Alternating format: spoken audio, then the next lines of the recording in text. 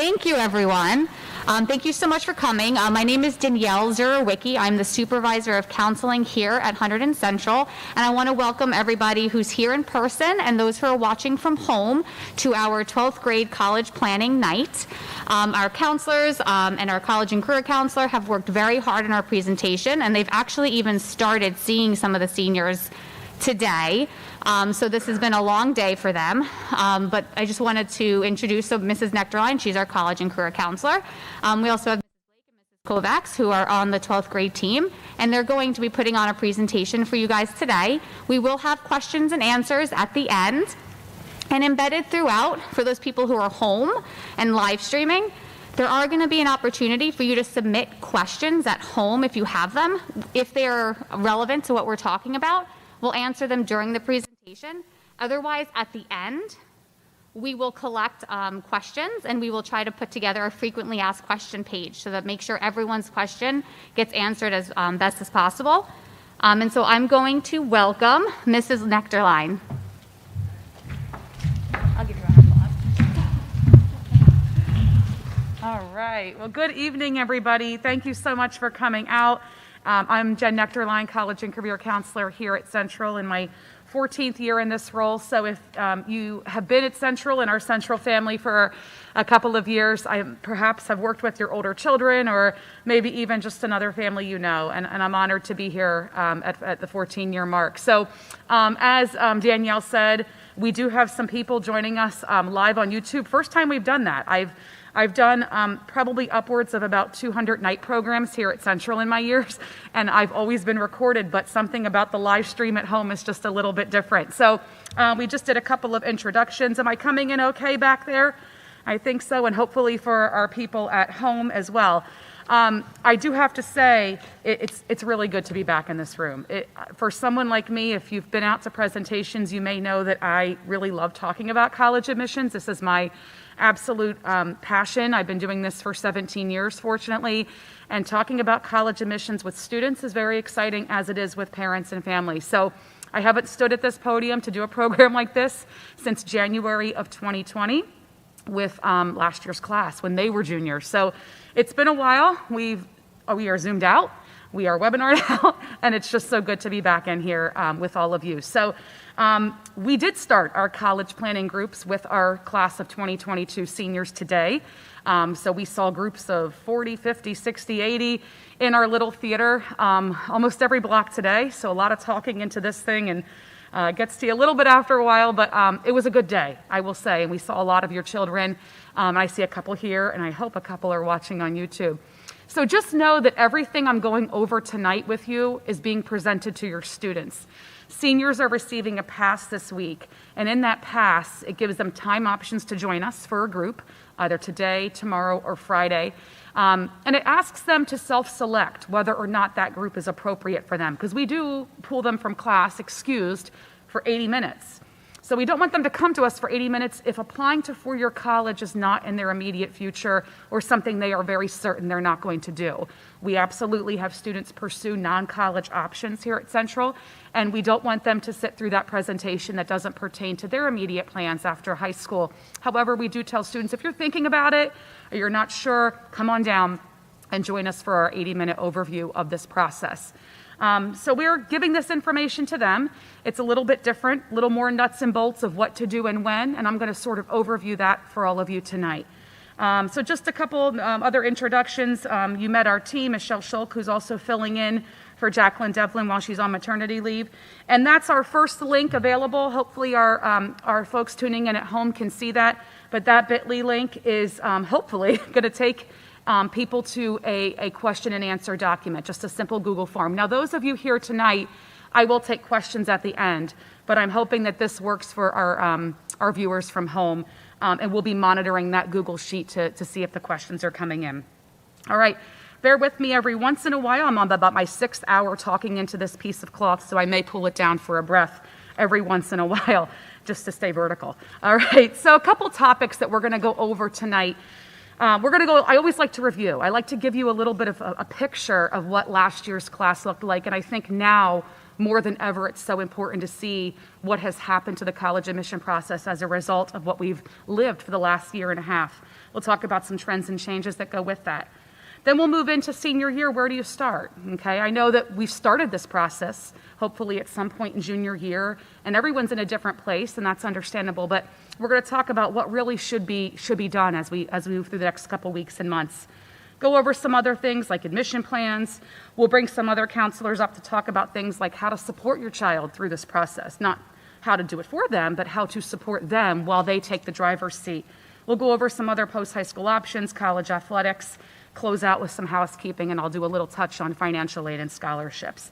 You have a handout, that's our PowerPoint, and some important documents behind it.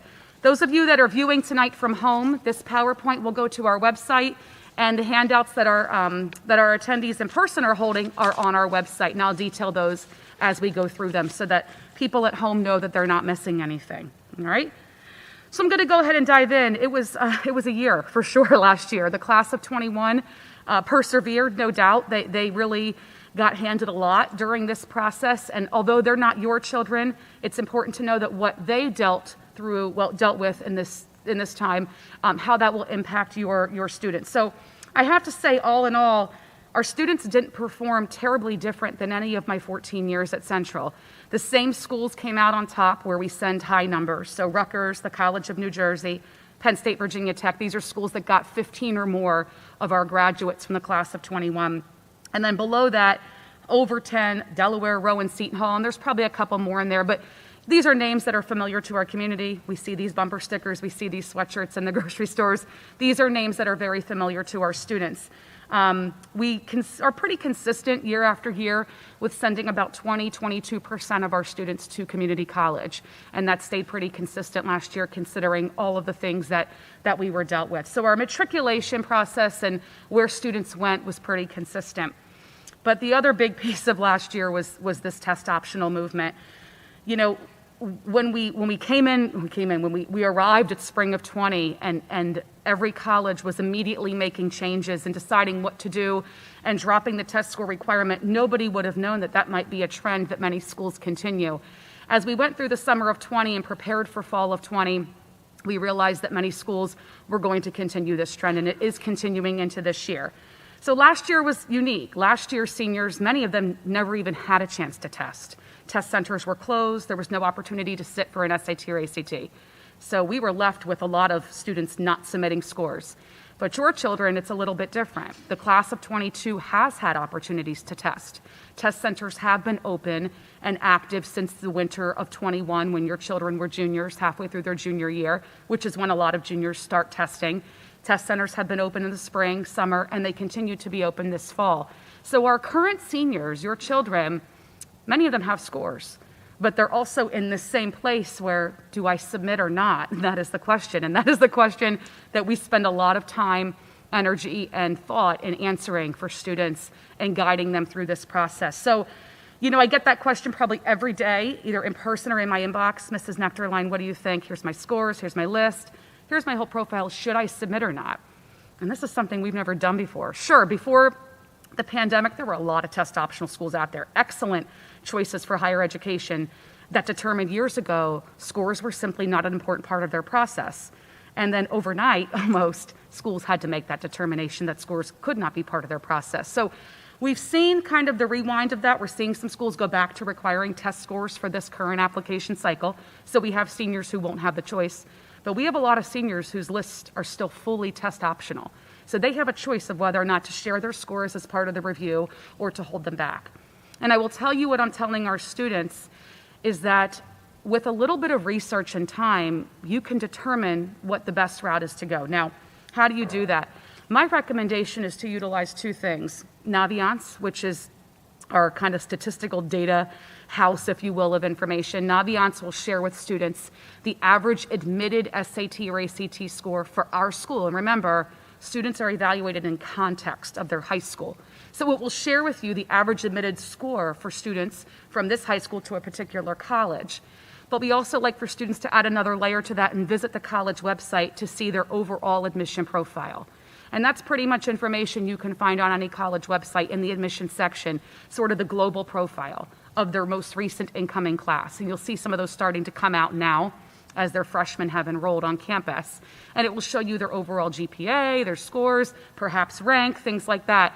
But it will provide for you likely a middle 50% average of students who've come in. So the middle 50% of students had this score. So then you take a look at your student scores and you figure out, are they near that? Are they close to that? And oftentimes if they are within that range or a couple points below, we often say it may be best to send your scores. But, and there's always a but to something that's this loaded of a topic, then they should consult with us. And we know we're taking on a lot of work in doing that, but it really makes us feel a little more secure when we have the opportunity to talk with students about this. There are absolutely students I've met with already this year, or maybe in some of my summer appointments, who are done testing, so we know what we're looking at. And I've said, I recommend you send your scores to these schools, but maybe these we hold back. Or I recommend you're fully test optional, or I recommend you send those scores to all. So these are the conversations we'd like to have with students, combined with that information that I just gave you to make the best educated decision. But we are very much still in this test optional movement. Or perhaps your students applying to schools that have brought back test scores as a requirement, and this is not really a topic for them. Okay. And then last, how will 2021 enrollment trends affect this current class? So I have to say, when we graduated our 2020 students, enrollment was sort of all over the place. Through the summer of 2020, we were having students reach out and say, I'm no longer going to that state, I'm staying closer to home. I'm no longer going to college, I'm staying closer to home. Our pandemic was in a much different place in summer of 20 than it was this past summer. So I have to say, the way our class closed out in June has pretty much stayed consistent. We've had a little bit of change. Some students that were going to go far are now close, but nothing significant. Our class is off, and they're on campus. Hallelujah. They're taking classes, they're living in dorms, and they're living this as college students. So I have to say, I don't see a lot of our past graduates affecting things like selectivity or space for our current seniors. I think our current seniors are going to see a rather traditional admission process, but with that, I have a couple of trends that I want to mention. Obviously, the return of standardized testing, like we just talked about, it's back. Opportunities to test are here. Campus visits are back, and we were very excited to talk about that today in our groups because students like to get on campus and get their feet on campus and see this world that they're going to potentially be a part of, see the dorms, the fitness centers, eat the food, walk through the student union, see the people, and that was taken away from them. It was taken away for quite some time, and most schools have brought back campus visits. So what's trending there is, well, they're a little different. They might be smaller. There may be less availability, but I've been telling students, you know what, if a day comes up in your family's calendar and you can get to campus, but there's no necessarily available tour, go. Just print a map from home. Maybe you can find a connection there through friends, family, alumni, and get on campus, go safely, your mask, do all the right things, and just get your feet around campus. It's not an official tour, but you can always let someone know in admissions through a little follow-up note that you visited and what you loved, maybe some questions you have. But it's just so important at this point that our students do take an opportunity to get on campus and start to see and feel what this is all about. There's a lot of really good virtual programming out there. We've seen our colleges respond to what the last 18 months was and really enhance their virtual tours and information sessions. And that's all great. That's on screen. But there really is no better determination of fit than putting your feet on campus. And there are still plenty of opportunities to visit. But with that, I will say, I've told the students, look, colleges understand this context, this world we're living. They understand that some families are just simply not ready to travel, and there's caution that comes with that. So take your time, figure out where you want to visit. Colleges will understand if you can't get there, but if there's a lot of other ways to engage virtually, okay? And then the return of extracurriculars. Our students are going to club meetings, and they were last year, even when we were in our hybrid, groups, group 1 and group 2, but they're really back, and we're starting to see students pick back up with their activities. Please understand that colleges absolutely understand what the last 18 months has meant for volunteering, for working, for club participation, for abilities to gain leadership roles. They get it. They understand interruptions have occurred, and they're expecting that as they read applications. But with these new opportunities to get back involved, we're encouraging our students to do so. Another piece about test optional admissions, another trend, what that brought last year, the option to send scores or not, whether you had them or not, really created a wider range of applicants for many schools, especially prestigious schools. So once students realized, I don't have to send these scores that represent one Saturday morning of my life. I can show them everything else that's great about me, my transcript, my rigor, my grades, my activities I was able to be involved in. It created a much wider range of applicants for schools, and in turn, made everything a little bit more selective. So as these applications to more selective schools went up, we saw acceptance rates drop. So now that leaves us telling students, you need to make sure that you have a really good handle on your college list. And we are spending time on that in all of our group sessions. We open with that. Okay, so at this point in time, we want students to have a list that's healthy, a good balance of probable schools, target schools, and reach schools, because that last bullet there is the part that no matter how many years we do this, or how many articles I read and how many things I'm involved in professionally, I will never be able to predict admission, because it's just not that. When applications go out, it's completely out of our control. We can use past data, we can use statistics, we can use our best guesses, but we cannot tell students you will be admitted, you will not be admitted. It's completely out of our control. And when we combine that with the fact that more applicants are applying to more prestigious schools because now they have this option to hold back SATs, everything becomes a little bit more selective. So our response to that is maintain a healthy college list. Don't be heavy in the reach category, or it's going to be a really tough spring for you. But bring things back, get your probables and targets in there. And if you're having trouble finding probable and target schools, talk to your counselor or myself. There are thousands of options out there, and we can help students really stretch out that list to make it a very realistic one. All right, take a breath, take a drink. All right, are we looking good on our questions? Anything? Do we know if it works? Our question link works? What's that? All right, so hopefully everyone at home's doing good. We're going to move into a couple of things. So in this handout, we've got the slides, okay? And we also have a couple other things which I'm going to draw your attention to in here in just a moment. But I think it's good, after talking about all those trends in history and hearing all that, we just dive right in to where we'd like to be at this point in senior year. So a couple starting points. I'm going to draw your attention here to our school website, okay? Because a lot of what I refer to tonight is right here on this link. So I've got a direct link in here. By the way, I got here but just by going counseling, college, and career, and up here to our senior college admissions information forms and procedures. So a lot of the things we talk about tonight are right here on our website. We have a guide to filling out the Common App.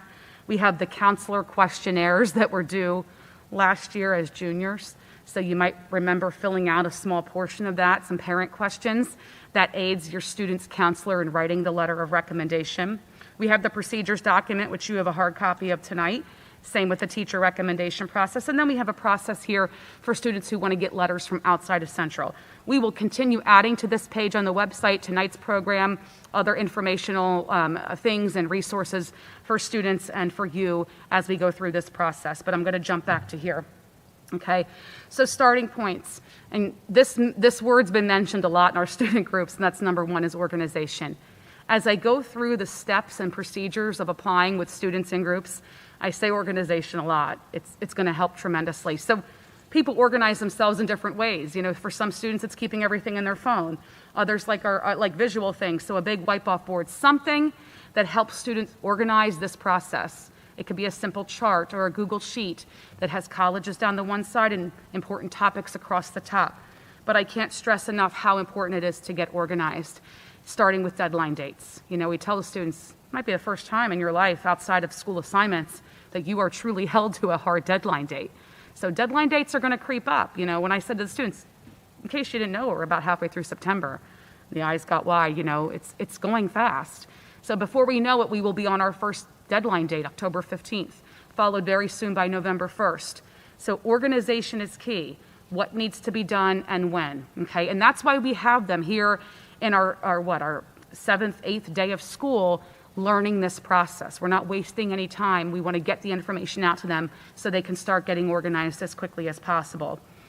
The other main starting point is that college list, which I just talked about, in those categories that make college list a healthy list. Again, probable schools, highest probability of getting in, The term safety may be something that you remember. I remember that from going through the process myself.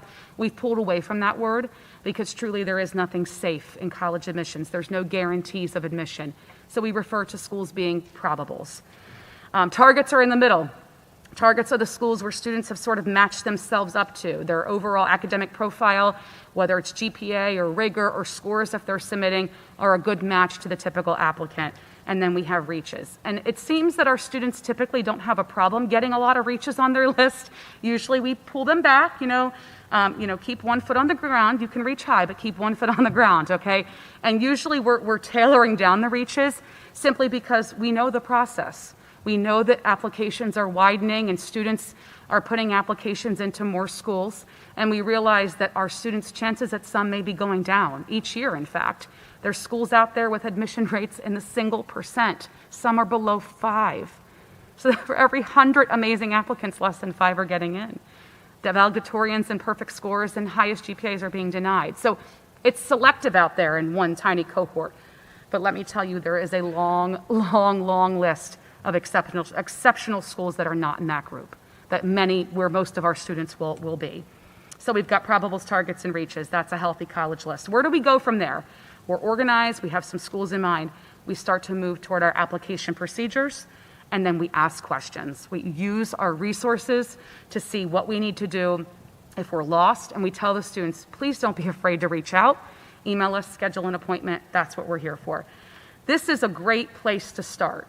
Okay, there's other things that will branch off from here, like essay writing, the campus visits, but this is pretty much where we'd like our students to be.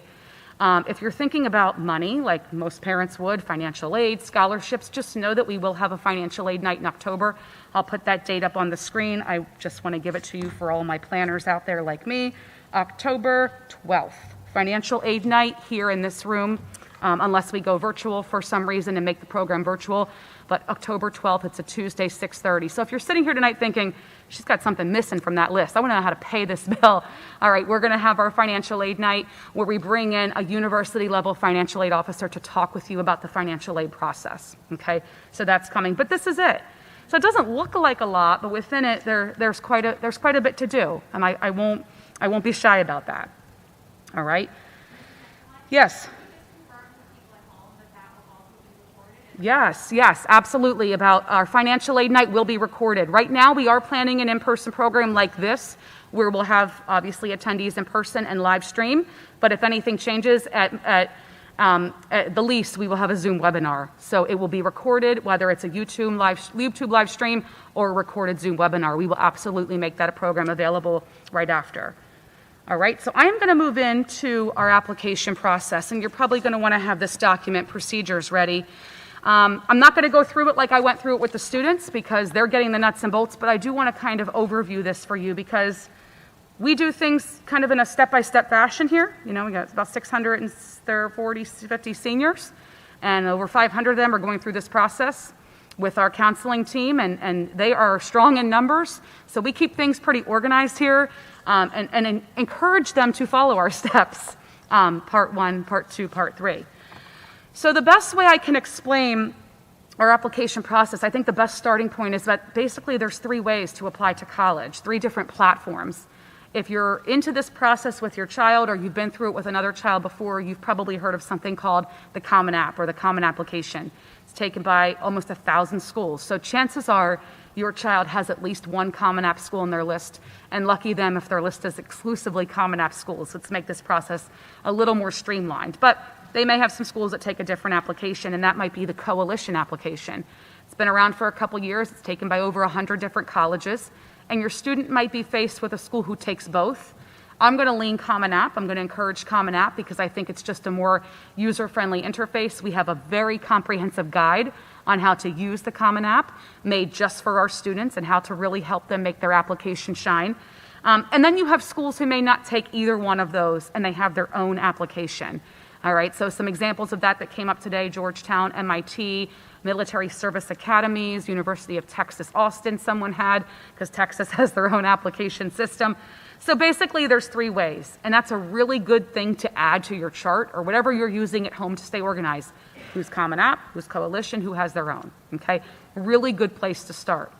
So At the end of junior year, we emailed out a guide to students and to our parents of the class of 22 on how to use the Common App. So the students have received this multiple times. In fact, I want to go ahead and pull that guide up for you because I really think, oops, that's the student's PowerPoint. I really think it's important. So let me, oh, good guess, it's right here. So this is our Common App guide. We sent this out in June. We sent it a few times in the summer, and it's been pushed into their inboxes this year. It's also on our school website. This guide, when you look at kind of the start of our process and think, okay, open the application, now what? We've never seen a college application before. Please have this by your side. You can print it. I'm not making any more changes to it. I really didn't make any since June. But this is basically me filling out the Common App and writing all the tips and tricks that you need. So if your student hasn't created a Common App account yet, it takes you from start to finish on how to do it. It goes all the way down how to add schools, how to fill out the Common App, and these are the actual sections of the Common App. So it gets tricky, like when you get into the education section and they want to know how many students are in your graduating class. All right, so no need to ask your counselor. It's all right here, okay? There's a section on testing, how to report your scores on Common App. And then this is, oh, look, some people are working on their Common App right now. That's something pleasant to see. Oh, sorry. You're all going in it, aren't you? Is it everybody out there? No, it's people at home. I was like, somebody is actively in this document right now. All right, activities, okay? The Common App is a lot, okay? There's a lot of kind of boring information in it. They might come to you and say, Mom, Dad, if you went to college, when did you graduate? And you're thinking, why do they need to know that? It's a question in the Common App. All right, so you have some pretty boring kind of mundane sections, but then you get to this one. And this is where our students really start to share their story, who they are outside of their transcript and being a student. And I have a lot of tips in here. I love the activities section because I think you have a lot of power there as students to really put out there what you do, what makes you. So outside of 7:35 to 2:03, Monday through Friday, September to June, who are you? What fills your time, okay? They get 10 slots to list activities. And most students go look at that and go, 10 slots? I don't do 10 things. I go, well, wait a second. Activities are things that fill your time. They're things that you do outside of school. So sure, you do some teenager things. There may be some Netflix and Hulu in your life. There may be some socializing. There might be some video games. But if you have talents that are not formalized under a club, but you're at home painting and making beautiful paintings and artwork for your home or you're selling it, that's an activity. If you are helping your family, supporting your family, perhaps financially by working a job, that's an activity. Maybe you're supporting your family with time, like getting your younger brothers and sisters off the bus so your parents can work, feeding them dinner, doing their homework, getting them in bed. That's an activity. So outside of your normal teenage life, just about everything's an activity. I have a lot of students who say, I'm not in any clubs, but as soon as I leave Central, I go to the gym. All right, so we're going to dive right back in to our actual application process, what I know most of our seniors want to be doing right now. And this is what we're going over with them in very, very big detail, okay? We're not going to do that exact thing tonight. I'm not going to take you through all the screens and the prompts, but I will talk a little bit about it. Our procedures for applying to college are divided into 3 parts, parts 1, 2, and 3. And we cannot emphasize enough to them part 1, how incredibly important the preparation for this process is. So there's some work they're going to do. Obviously, they're going to create their Common App account and any other application accounts that are required and needed. And if they're lucky, it might just be a Common App account. In step 2, they're going to do FERPA waivers. FERPA is Family Education Rights and Privacy Act. That is the process of waiving their rights to read their letters of recommendation. In 14 years, universal, everyone's done it, okay? So there's 2 parts to step 2. They're going to do a FERPA waiver inside their Common App account. And those of you that are at home watching, this procedures document is being given to every senior this week. It's also on the Hunterdon Central website.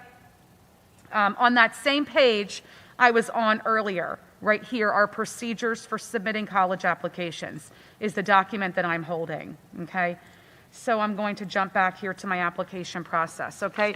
So they're going to do their FERPA waiver in the Common App account. We tell them exactly where to click, and we tell them, don't overthink it. Keep this by your side. Highlight each line as you go down. And remember, we're talking to our students here. Just follow along, okay? Because the Common App FERPA waiver is important to get right the first time, okay? The second part of step 2 is another FERPA waiver that likely they've done if they did their counselor feedback forms. It was the very last sheet of those. So let me show you those. Those might look familiar. Again, back to our central website, our counselor questionnaire and recommendation waiver forms from last winter, we released these and asked for them to be turned in the spring. We know there's some still lingering out there, but we do ask our students to get those in as soon as possible so their counselor can write a wonderful letter of recommendation.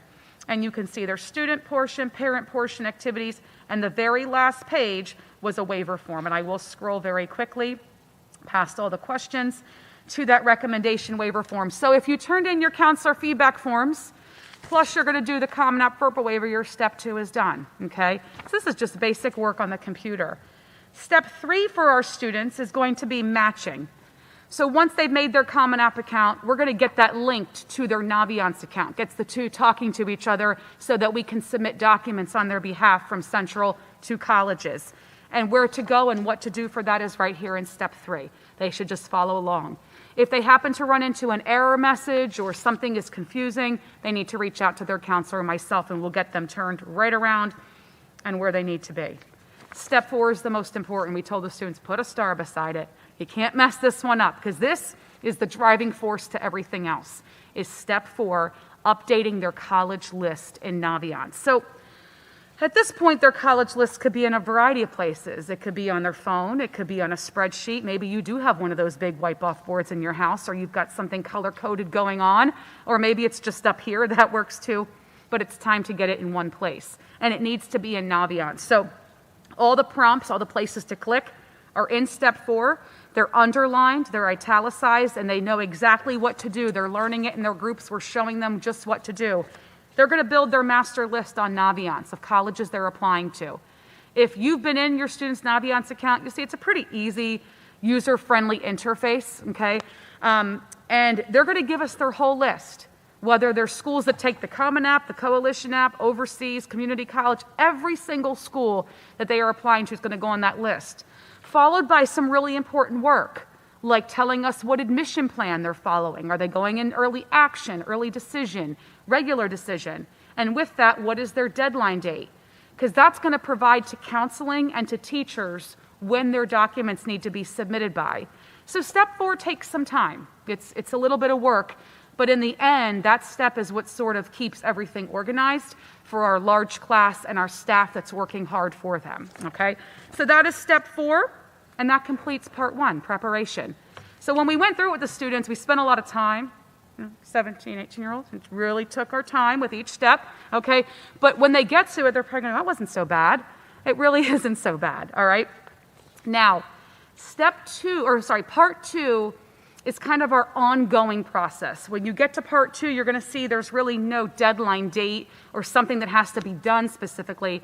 It's the ongoing process of actually applying to college. Applying is filling out the Common App, the Coalition App, or another app.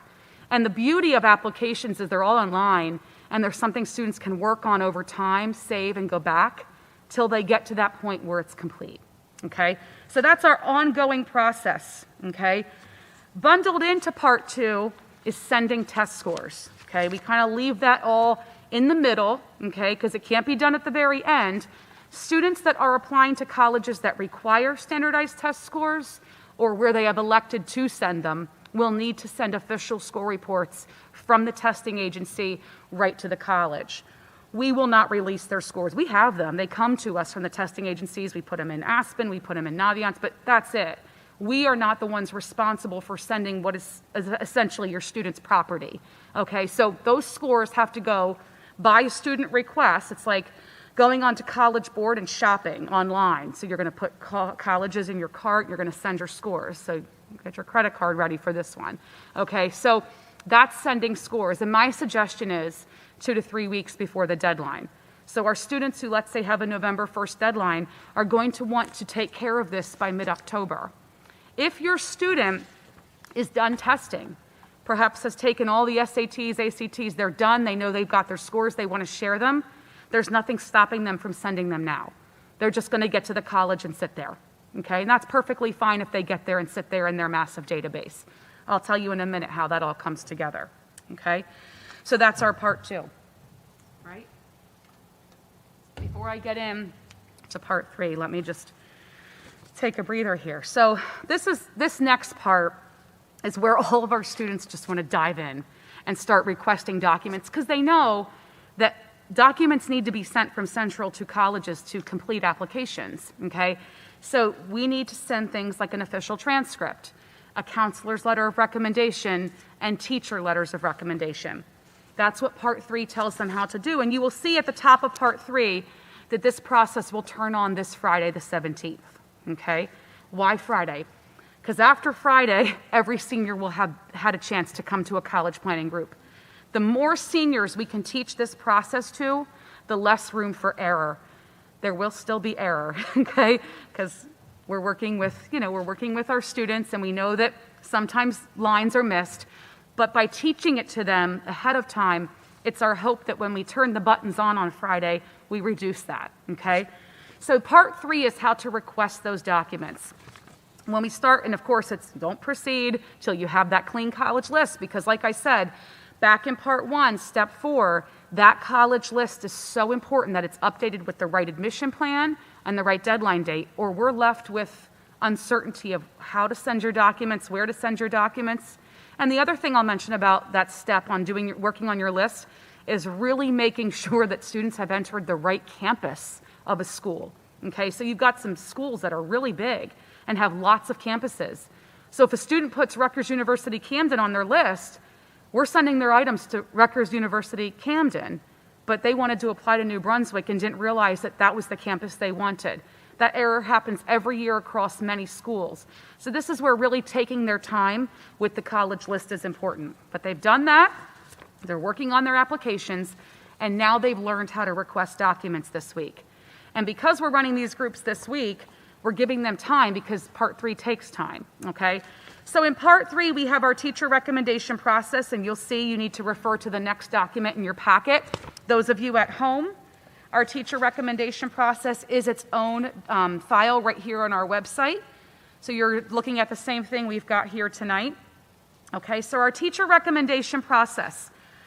The first shaded box says you must allow a minimum of 1 calendar month for your teachers to process your recommendations, okay? So the first big deadline that our students experience here for the most part is November 1st. November 1st is a very common early action deadline date. So our students are learning this process this week. If they have a November 1st deadline date, they need to make their teacher recommendation requests by October 1st. They can make them this weekend if they want, once everything turns on, but they need to make them by October 1st. They need to give their teachers that 1 month of time to process their recommendations. If a student happens to have a deadline that's before November 1st, such as October 15th, there are some schools in the country, mostly down south. There's about 6 or 8 schools that we work with October 15th deadlines. We realize that that 1 month lead time is tomorrow. And we realize we're not turning on our requesting till Friday. That's okay, okay? I said to the students today, you'll be fine. Our teachers understand that we are presenting this information this week, that there will be a little bit of a lag for students' requests who come in for 10-15 deadlines. There shouldn't be too much of a lag. And I'll be emailing our seniors at the end of this week, early next week, to say, hey, you out there that has an October 15th deadline, and when I email students, I keep really clear subject lines. Do you have an October 15th deadline open? Okay, and that will remind them, hey, you've learned how to do this. You need to get in there and make your requests so you give your teachers as close to that 1 month as possible. Do you have a question?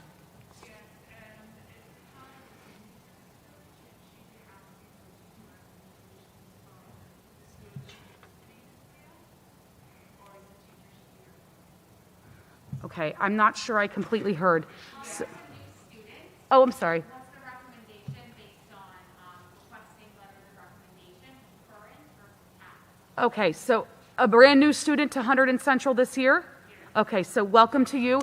So typically when we have a student transfer into Hunterdon Central senior year, their recommendations will typically come from their former teachers, and we can help them get those into our system and then expedite it out to colleges. Their counselor here can put together a recommendation once they meet the student and get to know the student, but typically their teacher recommendations will come from their former school, and we can make connection with teachers at their former school to get those letters where they need to go, okay? So our students learned today exactly where to go in Naviance to make their request. It's just a couple clicks. They'll go in Naviance, they know where to click. Now, if you're looking at this and you try to test this out tonight, it's not going to be there because it doesn't turn on until Friday, okay? But they'll go in Naviance, they'll select a teacher from a drop-down menu, they know what to click, they know the note to write to their teacher, they'll submit the request. And the beauty of doing it online, because when I started at Central, we put recommendations in envelopes with stamps. It was really bizarre. So now it's all online. And now when they make a request, the beauty of it is that they can go back as responsible students and check the status and see if their teacher's working on it or if it's gone out. And they can see the date, all of that is happening. So we encourage our students to track this and to follow this process, okay? If they have 2 teachers writing for them, they'll go through the process twice. And just to backtrack a little, starting last January when they were juniors, we encouraged them to ask teachers, whether it's verbal if they were in school, or we gave them permission to do it via email if they were a virtual or hybrid student or just had trouble finding and locating their teacher. So at this point, coming into senior year, because they've been hearing this for months, they should have some teachers lined up to write for them. But if they don't, they can still ask teachers. There are teachers who will absolutely write letters for them. Typically, we encourage students to ask for 2. But if they can get 1, that's going to be good because their counselor's also writing them a letter automatically, okay? So those are our teacher recommendations. Also part of Part 3 is going to be making transcript requests, okay? And this is what triggers a whole package to be put together for your student. Transcript requests require a 15 school day lead time. So 15 school days, meaning not Saturdays or Sundays or days we're closed like on Thursday. This Thursday, students need to push back from their deadlines about 3 weeks. So our students with the earliest upcoming deadlines of October 15th, that's going to land them somewhere in next week, okay? At the 15-day mark, they need to make their transcript requests, which they will find. We did it today. We showed them examples of exactly where to click, what it all looks like. It's pretty simple. They're going to request transcripts for their whole college application list.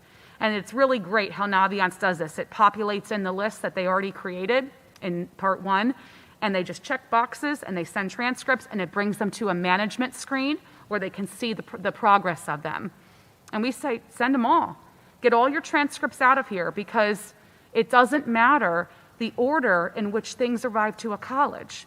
Once your transcript is processed here, your counselor's letter of recommendation is automatically going with it, along with a few other very important school forms that we must send to every college. That bundle's going out electronically, arriving to the college electronically. And it can just sit there with your scores over here and your application over here. It will all get bundled together by the college. Okay? So things are coming from the student, things are coming from the high school, and things are coming from the testing agency, and it all lands in one spot. Okay? So that's requesting. If your student has any questions, when did it go? Did it go? Is it there by the deadline? They can manage it all right in Naviance. Question?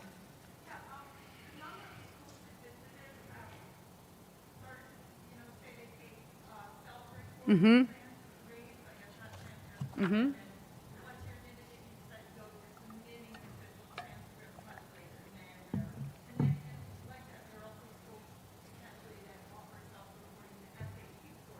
Right.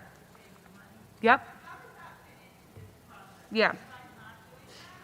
That's a great question. So for those at home or those who didn't hear, the question was about self-reporting. Self-reporting is a really fast-moving thing. You know, we're seeing a lot of schools jump on that opportunity to let students self-report their grades through some type of portal. I will say we still ask students to make a transcript request for us. It helps us with our tracking. It helps us keep track of how many students are applying to how many schools. So we're still going to send the transcript. But that's self-reporting. Colleges are creating that as an opportunity for them to not have to look at thousands of different PDF transcripts, but see all students' grades kind of fall into one central system for them. So yes, students will have to self-report grades at schools that require it through some portal, and they'll know that in the application process that school provides that they have to do that. They should still request a transcript. On to the scores, though, about self-reporting your scores. We have a little bit in our Common App guide about self-reporting scores on the Common App, but colleges that say, hey, if you self-report your scores on the Common App, we don't need the official report from College Board, save money, just keep track of that and follow that. Don't send them. okay? But only for the schools who make it clear on their website, you do not need to send us official school reports, okay? Yes, when you matriculate, when you enroll, you will probably have to send them, yes. Okay, all right, folks, I think I got through part 3, okay? Just a couple other things, like I mentioned here, things are coming from 3 places, from the student, the application fee, things like that, from Central, the transcripts, the counselor letter, the teacher letters, and some other official documents we always send, and then from the testing agency. And it sounds crazy, and students are like, how does this puzzle fit together? It just works. It works really well, okay? Deadline dates are deadline dates, and I'm just gonna tell you, just give me 1 second, okay? Deadline dates, okay? So if you have a November 1st deadline date to a college, that's a hard deadline date. Applications are due that day by the end of the day, okay? So students say to me, you gotta get my stuff out. You gotta get, Mrs. Blake, Mrs. Kovac, you gotta get my things out because my deadline date's coming up on November 1st and it's like September 30th. And we're like, whoa, all right, there's a lot of you, okay? So if someone has October 15 deadline dates, the counseling team's working on those right now. It is not, trust me, it is not harming your children if we send their stuff on November 1st. And yes, there will be documents going out on November 1st because if you can imagine, the vast majority of our college-bound seniors have a November 1 deadline. It's almost like we can go home and take a nap after November 1st because so much is done. But the days leading up to that last week of October, are extremely hectic. And we are pushing documents out left and right. Students start to get a little nervous. They're watching their status screen, nothing's moving, and then boom, October 29th, October 3rd, it starts going. It's electronic. It has a timestamp on it. Colleges are not going to be upset if a student submits something on September 14th or October 31st or November 1st for a November 1st deadline. It's a deadline. As long as it's there by the deadline, it's fine. The only time where submission order matters is for a rolling admission college. So if a college says we operate on rolling admission, like a rolling ball, we explained it to the students today. Applications come in, documents come in, applications are read, decisions go out. It's just rolling. So if a student has a rolling admission college on their list, we're going to work to get those documents out as soon as we can. But please just be mindful that 75% of our class of about 650 are going through this. Okay, there's a lot of documents, a lot of sending. I can tell you and assure you in my 14 years at Central, we have never missed a student's deadline, ever. As long as that student did everything right. 1 month lead time for teachers, 15 school days for counseling. Counselor feedback forms were turned in on time. All of those things, if the student did that and did everything right, we are going to meet their deadlines. We would never not. It's when students say October 24th, shoot, I didn't request my transcripts. Go see your counselor, talk it out. Something might be able to work out for November 1st, but they have to be understanding that we have a class to work with, okay? So that's why we introduce this and explain this to them now. Okay, if a student has outside recommendations, so somebody is writing a letter for them outside of Central, maybe it's a boss or a club coach or a pastor or rabbi, somebody who's very involved in their life, who can speak to who they are, their character. We have a process for that. We only send recommendations through Naviance for in-house. So in-house teachers, counselors, that's what we use. But out-of-house, those outside recommendations, we have a document posted on our school website. Again, here, outside recommendation process. It's pretty easy to follow, all right? There's the ability to assign recommenders in the Common App, or there's just another way you can just encourage your recommenders outside to email recommendations in. We've got a couple options, but that's there if your child does have an outside recommender. All right, I think I have one more, and then I'm going to bring up Mrs. Blake. So I'm going to go through our admission plans. You might have heard me just kind of mention these acronyms, these abbreviations, EA, things like that. So a couple of our students forgot over the summer what some of these meant. We went over them today a little bit with them. Most colleges have what they call a regular decision deadline date. You will see those happen some as early as December, usually January, some into February. So the winter, if you went through the college process, or like when I did, that was when you applied to college. This whole like September, all of a sudden we're doing everything, is only in the last, I'd say, 2 decades. So we used to apply to college in the fall, just kind of lingered, and then we did it in the winter and they were submitted. So that's regular decision, and that's perfectly fine. There are students who are just simply not ready to do this right now. They're back in senior year. Maybe they're working a lot. They're a fall athlete. They're very busy. They can be very successful in the college process by applying regular decision and getting their decisions in March. That's perfectly fine to do that. So maybe they're not ready for this right now. But if they are, they may be pursuing one of the early options. So early action or early decision. Early action is pretty common here. It's pretty big. And I think it's probably the result of the fact that we teach this process to them this early in the year, that we've been going through the college conversations for a while now. So many of our students are prepared to do early action. And the first big early action date is November 1st, with a handful being October 15th. And they probably know by now if they have a 10-15 deadline. So November 1st is when it's due. You'll see a couple November 15, maybe an early action of December 1, but usually it's in November. And that will result in a decision sometime in the middle of December, possibly pushed a little bit into January, just depending on a school's volume that they're receiving. One of three responses will come from early action. A student will either be admitted, and it's non-binding, so they've got still till May to decide, but they're admitted. So they're going into the holiday season, the second half of their senior year, with a few results. And that's a really nice thing for seniors, emotionally, mentally. Okay, so we've got option one to get admitted. They could be denied, meaning the process is over. So their early action application's been submitted, the school has determined they are not eligible for admission, they're denied and they're done with that school. Or what is really common is to be deferred. Now, we have students get in schools early action a lot, but we also have a good number of students who are deferred. And if you're deferred from early action, it means you've now been pushed into the regular decision pool. So your application that came in November that wasn't ready for a decision in December is now going to be reviewed again in probably February or March with a decision rendered by April 1st. So what that means is your student is a good applicant. They're not going to say no to your student. They just need a little bit more time. Okay, they need to see what else comes in with regular decision, in all honesty. They need a little bit of time, okay? So in that case, we're going to recommend that they send their mid-year grades to colleges, and we send out quite a few mid-year grade reports for our seniors to many colleges. So we end the semester at the end of January.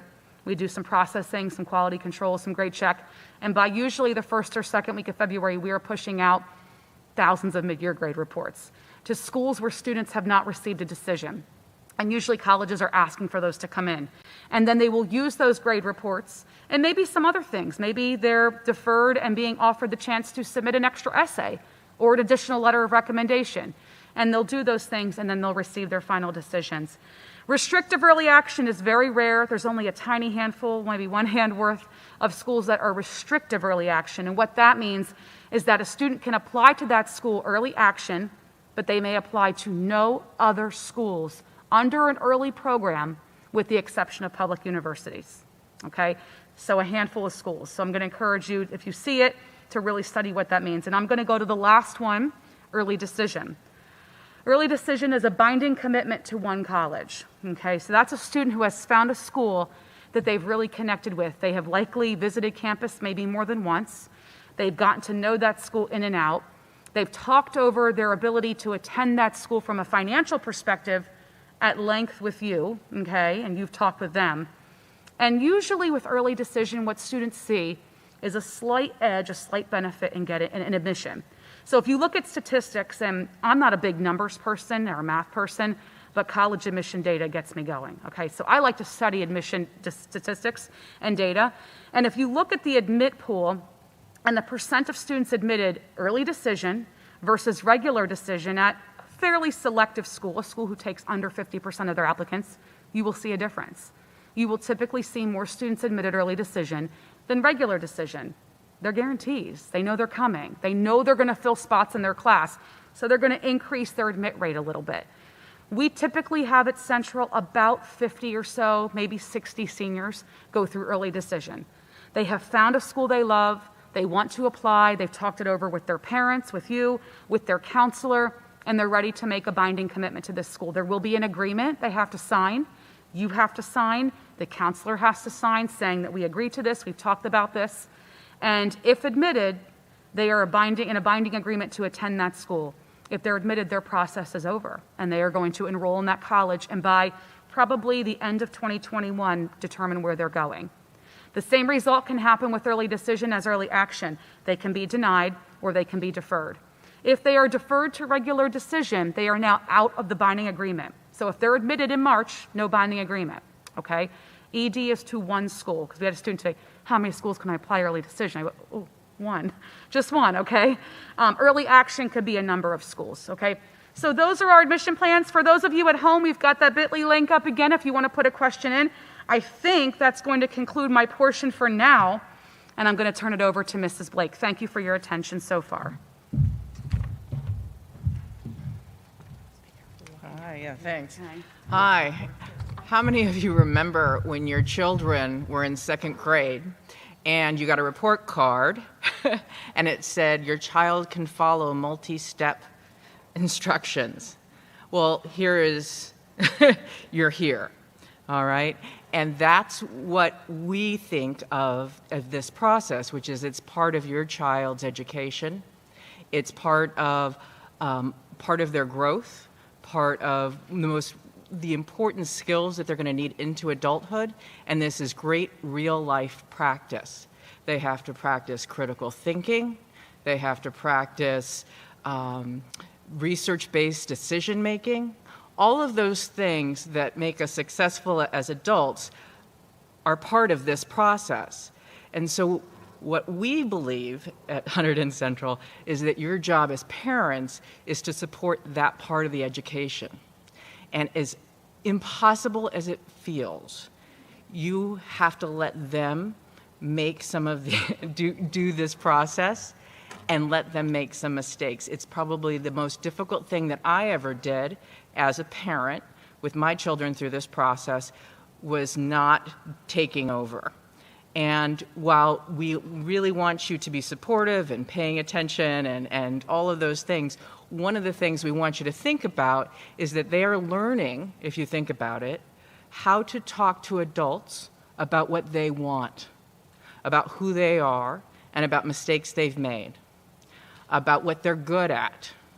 It's thinking about, I have a question about an application at Rutgers. How do I find out? Well, you go to the website first to see if it's searchable, and then if it's not, you have to call the Office of Admissions. Well, we as adults feel pretty comfortable doing that.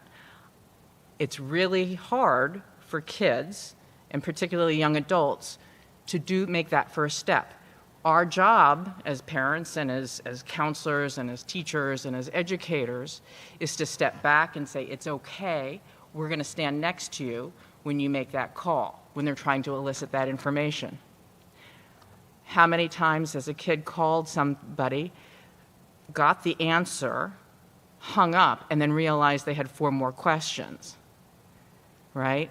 Us as parents or as educators, maybe think inside a little bit about wanting to say, why didn't you ask those questions?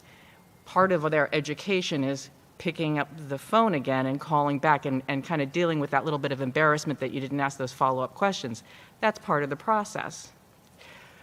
One of the complications of this very difficult part of their education is that it may be the first time in their lives, your children's lives, that they're really being evaluated. And the perception of being evaluated is very scary. It's scary for us as adults, it's scary for children, and it's very scary for young adults who believe that the goal in the world, for many of us, that big prize of college. So it manifests itself in many different ways, that anxiety about being evaluated. So we as parents have many different jobs through this whole process, and one is to step back and let them take over, but to also understand that our children are very anxious through this process. You may see it in different forms. Some students get very wound up, and some students stop. They stop the process, they don't talk to you about it, and there's many different manifestations about that anxiety about being evaluated, and it makes sense, and it's absolutely natural, and you have to be thinking about what's best for my child. Your children are all individuals, and they're all on this range of that experience, of that fear of evaluation. So if you have a highly anxious child, you might be talking more about, Your goal is not this college, your goal is your education. The college is just the means to that goal. You can get an education at any college. You may have to de-emphasize those college things. If you have a child who is very resistant to talking to you because of that anxiety about the evaluation piece, and they may not be acting on it a lot, you may want to step back a little bit and give them some space. There are many multiple ways that we can support our children through this, and the most important part is allowing your child to do the process. We at school are always available to you if you have questions about it. If your child is not answering your questions and you don't know how they're doing, feel free to pick up the phone, call us or email us and let us know, what your concerns are, and we can reassure you that, yeah, those applications were, requested, or whatever it is you have questions about. What we would like also for you to think about is what your role is in this, and that is support your child and think about what they're going through at that same time. So if they're feeling anxiety, one of the things that you might want to consider is how best to talk about college. I am terrible at it. My children can tell you that I was put on a tight, I was told very clearly that I was not allowed to talk to them about college. Both my husband and I are I do school counseling, and my husband's a college professor, so we talk about college a lot. So my husband was fantastic. He never told them what to do. He just asked questions. And the questions were like, oh, wow, why did you like that school? That's great. Can you tell me more? He elicited what they're thinking and elicited what kind of research had they done. Sometimes it was just because it was the most selective school in the world. Sometimes it was because I really loved, that particular major and what was going on with it. He was very good. My son, one of the things that was very helpful in my relationship with my son, who was the first child to go through college, was the limiting of when I could talk to him. He told me very explicitly that his counselor told him that I was only allowed to talk to him on Sundays about college. If that is something that works for your family, you might consider having 1 or 2 days a week that you limit your college talk about, because it is anxiety producing. Imagine if you're coming home from work and you haven't done something that you know is on your list to do, and your spouse asked you every single day if you had done it. I don't know what you're like, but that's what I'm like. It's overwhelming. So keeping the questions limited to a couple times a week makes it more manageable for kids. If you're like me, you want to be doing something, right? Because if this is their job, what's my job in this other than just to worry? There's lots you can do. You can help your child organize. You can create spreadsheets. You can do a calendar. You can tell them what they do. With all those booklets, I'm assuming you are all still receiving all of those flyers from colleges, and you're getting lots in the mail because you've been on lists. Well, you can do what my husband and I did, is getting a file folder and put it all, alphabetize all the colleges so my kids have easy access that they never look at, right? So you can do something like that. That's a great thing to do while watching football. You really feel like you're helping out. That's a good thing to do.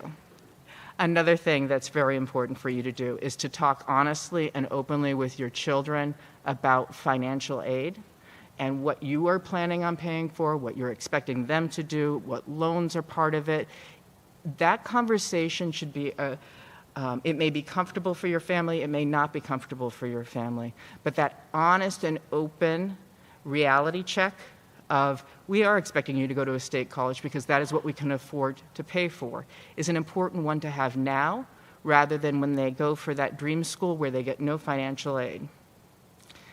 It's okay to apply to those schools because you never know if you're going to get aid, but conversations now can save heartache later. And I did have that. I had that exact experience. My father told me I could apply anywhere, and then when I found out how much he was going to contribute, things shifted, and that happened in the spring of my senior year.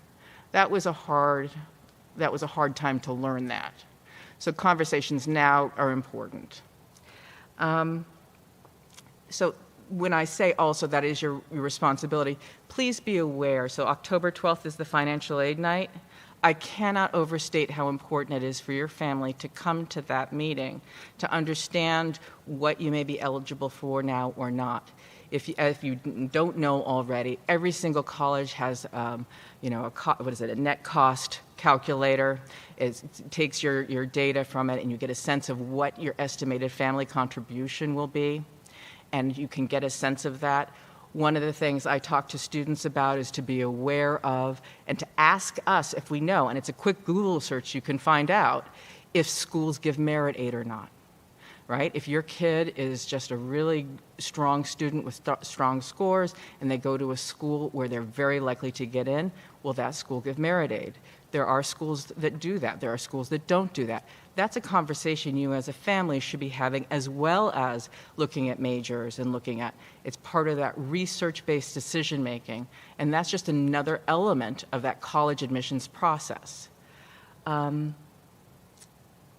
I don't think I have much else to say other than we are here. All of the counselors, the grade level counselors are here to help. Mrs. Nectarline is amazing. She's a resource for all of us. So please use us because you're going to have a lot of questions. And I hope, I'll confess something today during the groups. I did ask each of the groups, how many of you have parents who are a little anxious about this process? Well, as you can imagine, there were a lot of hands that came up, though not the last group. The last group, there was, I don't know if any of you here or tonight had children who were in that last group, but none of them raised their hands. So you guys are the best. You're just not anxious. You're all wonderful. So have a good night. Thanks.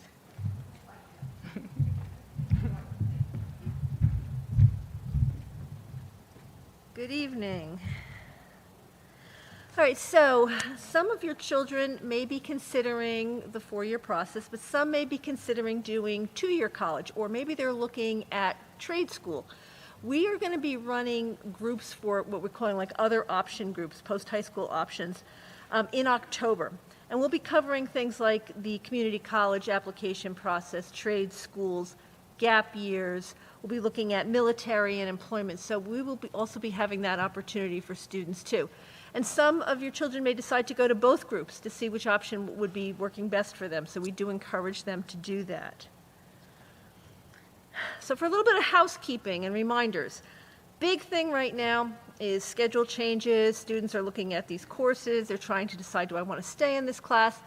And one of the things we're trying to encourage them to do is to look at what is their schedule looking like? Are they taking core academic classes? Maintaining the rigor as they're dropping classes. We want them to have a good, solid program that colleges are going to say, wow, they've really done something with their senior year. On the transcript that gets sent to college, their senior schedule will be on that. So we want them to make sure that they're maintaining the rigor and that they're showing colleges that they're doing core academic work. And we will have that discussion with them as they're dropping those classes. The other thing is, as transcripts start to go out, so after Friday, when that gets turned on and the transcripts start to go, if a student is dropping a course, they have to notify the college that they are doing so, because part of what we're sending the college in that transcript is this is a commitment to what we are going to be studying this year. So if there's going to be any change to that, we want the colleges to be aware of that. And also to make any changes on the Common App. So if you've put that course in the Common App, you have to make sure that we take that out before we send that off. We're also looking at those graduation requirements. We're double checking that, making sure that they have everything that they need for graduation. So if they're dropping, let's say, an art or a business class, that they fulfill those elective credits. We want to make sure they have that. And then the other piece, too, is the number of credits for the athletics program. So if they are a student athlete for spring sports, they have to maintain at least 15 credits worth of passing credits, and we can explain to them what that looks like. So they have to make sure if they're dropping classes that they still have that athletic eligibility going for them. Big one, effort, engagement, and avoiding senioritis. Probably not so much now, we're only in September, but as the year progresses, students a little bit more, into, hey, I'm ready for college, I'm ready for that next step, and a little bit of that senioritis kicks in.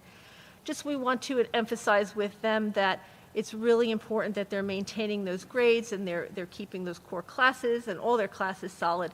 I have had students who were accepted to schools and then their acceptance was rescinded because they perhaps failed a class. It's not something they needed for graduation, but it was a core class. In this particular case, it was a physics class. And the student was asked if they could please attend community college for at least a semester before they would be again reviewed. So we're just like putting that out there for you as well, but for students too, it's just like make sure that senioritis does not kick in, okay? Jen.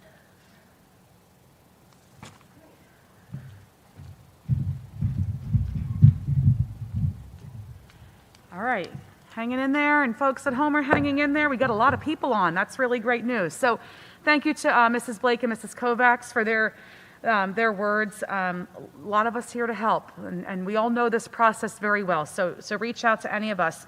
I've got 2 more slides here before we sort of close out, and we do have questions coming in from our Bitly link from home, and I'm going to address, some of them are sort of topics we went over. Danielle's going to come up and address 1 or 2, and then after we get through this, we're going to formally end our live streaming. So those of you at home, if you have any others, please put them in now. I can see them here on my screen, and if there's ones I can answer to the crowd, I certainly will. We'll formally end our live stream, and then I'll kind of casually come up here with the mic, and I'll take some questions from any of you in the audience. So just a few things on athletics. If students are interested in playing sports at the collegiate level, so I'm not talking about club sports or rec sports at college, which a lot do for fun, but NCAA Division I or II sports, they must register with the NCAA Eligibility Center. We do have students who are thinking Division III, which is a little different than D1 and D2, but they could end up getting recruited into a Division II school. So sometimes we say it doesn't hurt to register with the NCAA Eligibility Center and make sure that your credits, in conjunction with your counselor's help, are NCAA eligible for being a collegiate athlete. We'll send eventually transcripts proving their graduation and their courses that they've taken to the NCAA in the summer. The best advice I can give to students is if you are thinking about playing sports in college, you need to share that with your counselor. That is so important at any level, okay? We do have a very small handful of athletes at Central who are recruited, who may know at the beginning of senior year or even before that they are going to a certain college. They still need to go through this process. They still need to do part 1 and all the stuff on Naviance and Common App. Just because they're a recruited athlete doesn't take them away from doing those requirements, because we still need to send things out on their behalf for their admission to be confirmed and everything. Okay. Mrs. Blake talked a little bit about financial aid, and I mentioned earlier our financial aid night.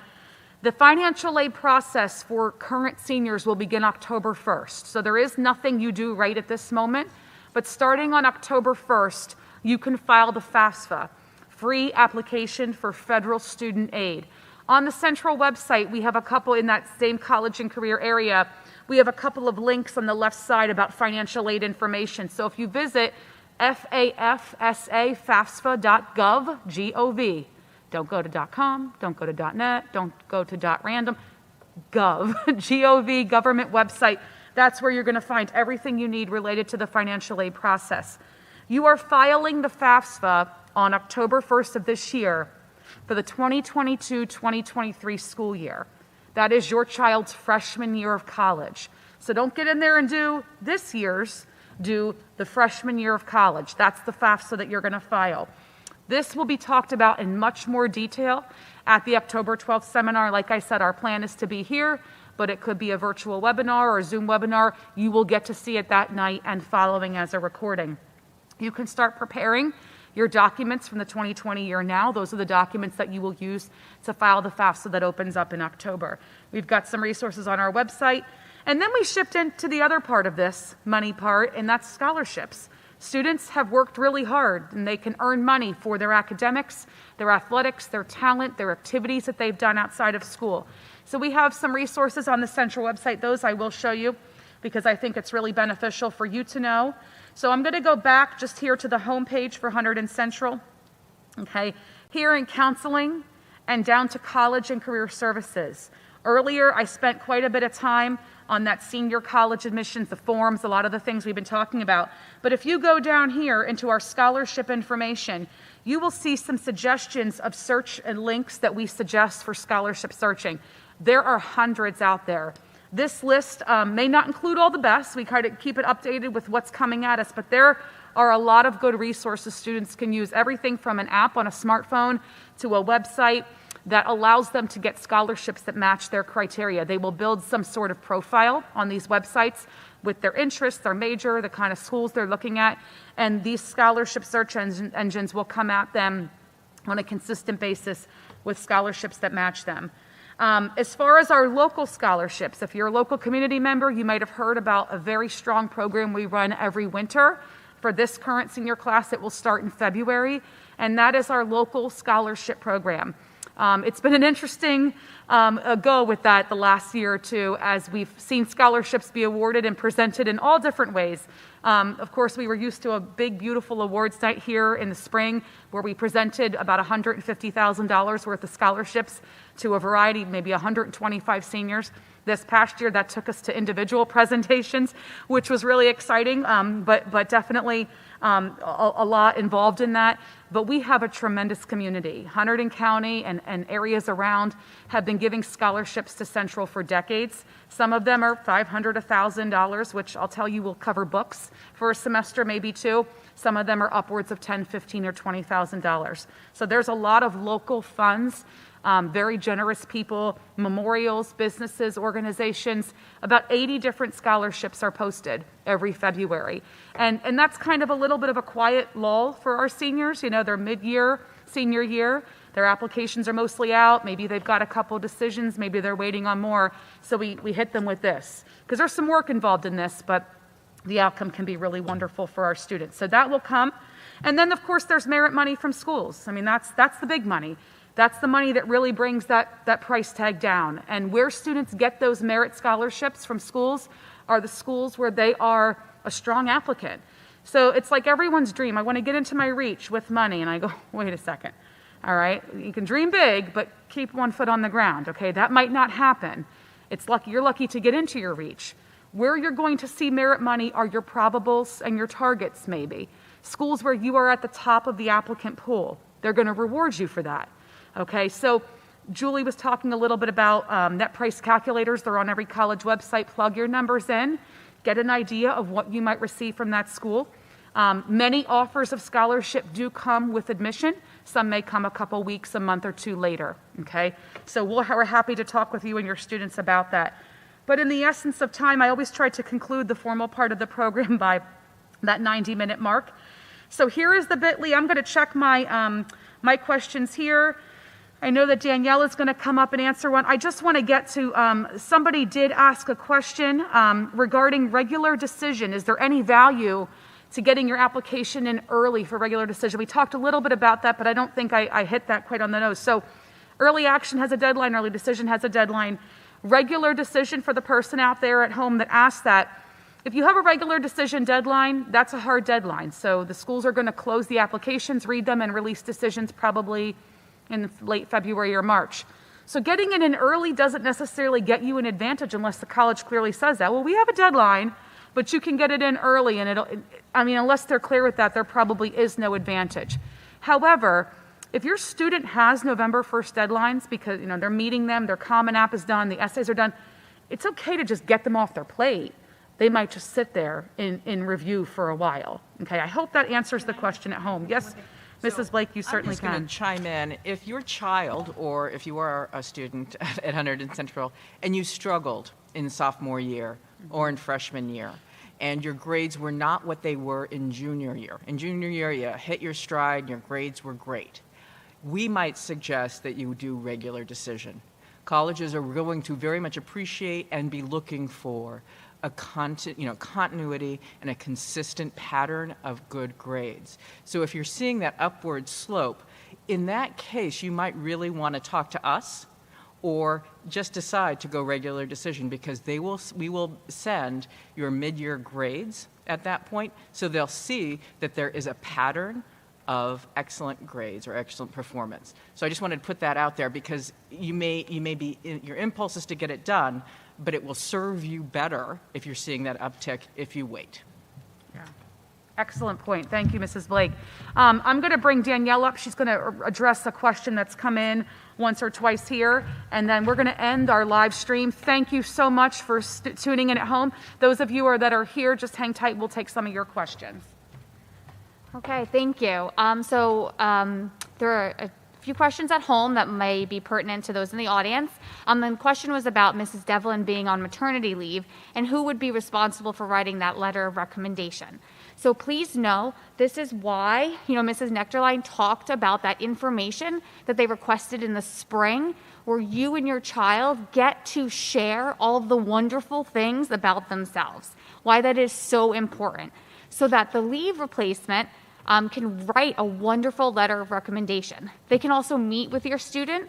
It's the same, there was a parent who asked about transferring in. Sometimes we have to start new connections, and we have to be able to meet together. And also the wonderful thing about our school is that because it's a team approach, there are other people in the grade level, who do have experience with that, with your child. And so that they can all work together to really write that letter of recommendation. So please rest assured that everyone will work together to get that done. So what we're going to do is we're going to conclude the live streaming portion. Thank you everyone who attended.